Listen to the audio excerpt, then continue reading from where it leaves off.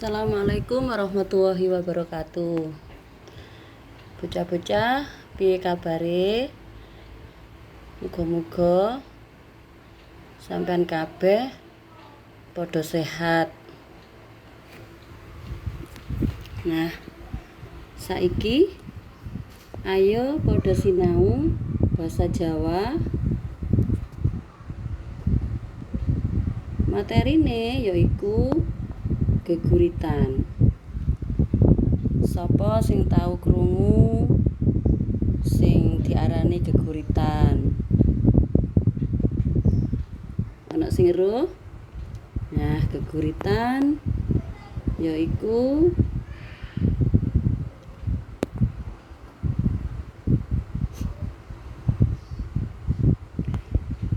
susastra kang basane cekak, mendhes lan endah.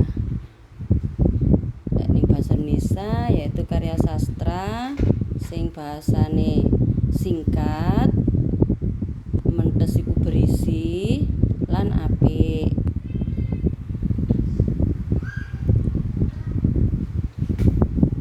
Geguritan asale saka tembung gurit kang ateges kidung utawa tulisan. Yen manut kamus Bahasa Indonesia, geguritan diartekno puisi utawa sanjak. Lek kidung iku basa Indonesiae nyanyian. Sampai sini paham nggih? Nah, saiki ayo padha didelok contoh geguritan. Jadi geguritan lek diartekno yaiku puisi tapi nganggo basa Jawa. Nah, anak-anak atau bocah-bocah pasti wis tau maca sing jenenge puisi. Lah saiki ayo belajar puisi utawa geguritan lewat basa Jawa. Iki ne ana geguritan sing judule Sekolah. Bunai contono cara macane, tapi iki hanya sekedar contoh. Anak-anak bisa memiliki gaya sendiri dalam membaca geguritan. Maca geguritan kudu dijiwai, diwaca dhisik apa isi geguritan iku. Saiki diwaca, anak-anak nyimak nggih. Sekolah. Wiwit isuk tekan awan, ngangsu kawruh golek ilmu. Para guru nggulawentah kanthi sabar. Mulang lan didik para siswa kanthi gemi. Sekolahku panggonan nomor 2 sawise omahku.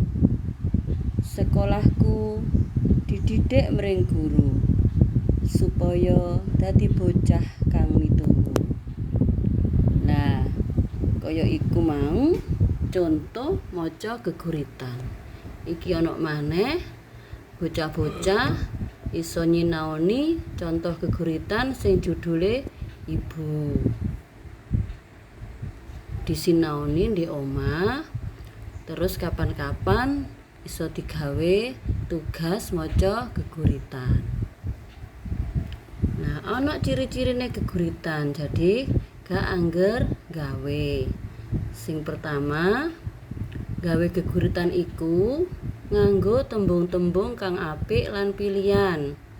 Tembung-tembung lek bahasa Indonesia iku disebut kata. Jadi kata-kata yang terpilih, kata-kata sing indah. Sing nomor 2, cacahe guru gatra, guru wilangan lan guru lagu ora ditentokake utawa ora kaiket. Berarti bebas, gak ana guru gatrane pira, guru wilangane apa lan guru lagune piye, ora ana. Nah, iki sing disebut sajake bebas, gak mesti abe-abe kaya lek gawe pantun.